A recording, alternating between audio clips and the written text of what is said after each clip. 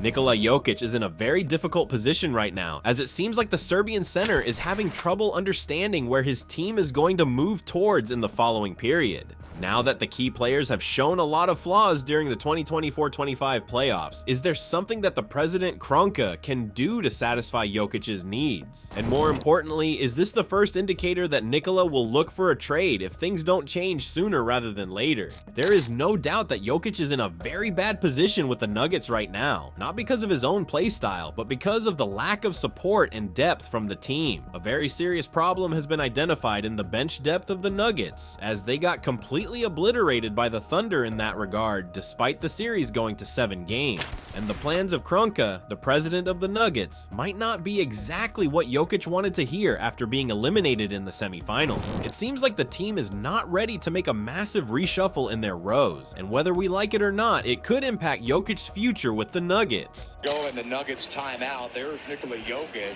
having an animated conversation with Nuggets assistant coach Ryan Saunders. And it happened a couple of times throughout the timeout as well. I mean, that's just what frustration looks like. When talking about this and speaking about whether the team can win the championship with the same crew that they competed with in the previous season, Jokic said, "I mean, we didn't win a championship this year, so obviously we can."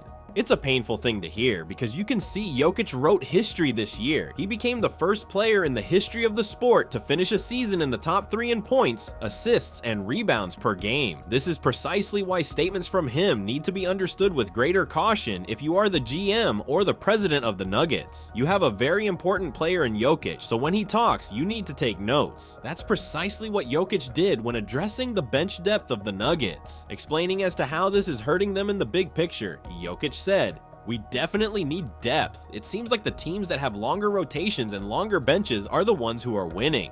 I know for a fact that the front office of Denver won't be happy to hear comments like this, because even though they know this is the problem, they might not be ready for a big reshuffle. The president, Josh Kroenke, addressed the comments of Jokic, and addressing this situation to a greater extent, he made sure that the needs of the superstar would be heard loud and clear. But heard and fulfilled are two different things, and as of now, it does seem like the Nuggets are only going to move some small pieces in order to secure players they hope will somehow blossom with performance all of a sudden. Addressing the worries of Jokic, Kroenke said, "I heard Jokic's comments loud and clear. I think that I was thinking about the lack of depth before those words came out of his mouth. Just in how the playoffs, if you are watching the games, you can see yourself as well as watching our games."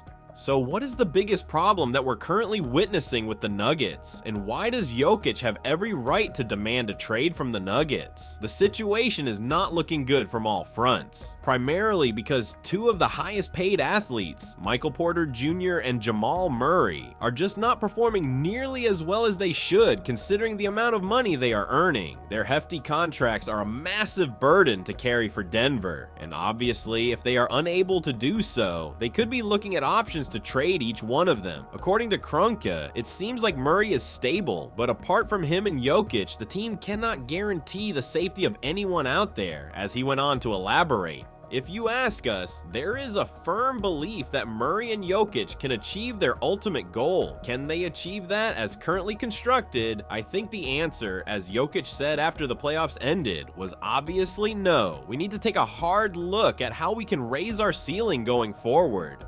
All in all, the Nuggets should be looking forward to the trades that could happen in the following period, especially the one from the Pelicans. The rookie Trey Murphy had a lot of praise for Jokic, and it seems like he is not shying away from the fact that the Serbian big is the best player in the league. However, the Nuggets could be in big trouble if Jokic rejects signing a deal with the Nuggets this summer and waits for the next one. As of now, he is under a contract that keeps him with the team for the 2025-26 campaign, whereas he could enter into a player option for the 2027-28 contract. According to reports of the Denver Gazette, including Mark Kisla, Jokic might be a bit smart to sit down with the president Josh Kroenke and see if there is anything they can do in order to improve the roster. Elaborating further on this, Kisla wrote, When Jokic puts down that hard-earned beer, he needs to turn up the pressure on Kroenke. The path of least resistance for Jokic would be to grab a pen this summer and sign a $212 million contract extension, and he's as loyal as a Serbian summer day is long. But the power play would be for Joker to politely decline that money now and wield a velvet hammer over the Nuggets with a reasonable demand to improve the roster, whether by trade, hook, or crook.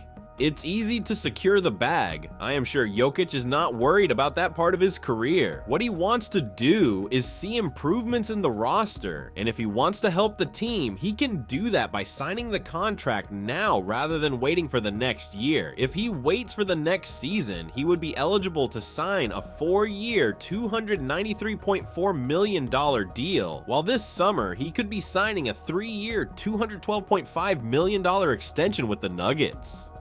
This is what Kroenke feels is going to be very important moving forward with Jokic and the talks that he will have with the Serbian center. Addressing this very sensitive and rather important matter, Kroenke said, "I think a lot of our answers are internal right now, with where we are from a roster standpoint. We have guys locked into contracts. We're going into a coaching transition, and to be frank, that's a huge change.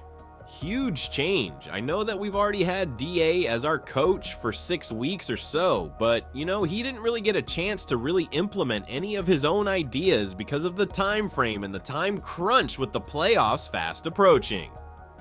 So, with DA's philosophy, how he might use these guys slightly differently, there are going to be a lot of big changes throughout our organization already, and I think that these players are already going to be excited about what they experienced the last few weeks and what that might hold for them individually going forward."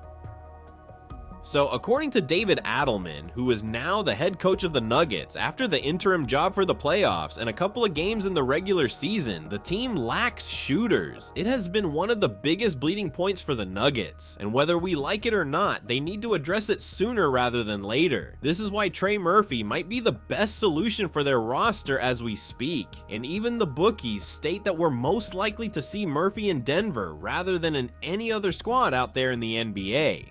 The Nuggets are leading the chase for the highly talented guard with odds of plus 500, followed by teams like the Pacers, Spurs, and Pistons. Generally speaking, the situation needs to be addressed very quickly, because if it doesn't, the Nuggets are risking a future without Jokic. While that seems like a very distant goal right now, it's not necessarily that far away if they won't move key players like Michael Porter Jr. and potentially even Jamal Murray. With all this in mind, what do you think about Jokic's latest statements? And do you think the Nuggets will make his wishes come true? Let us know in the comments below, and once you do that, make sure to click on the video that appears on your screen right now.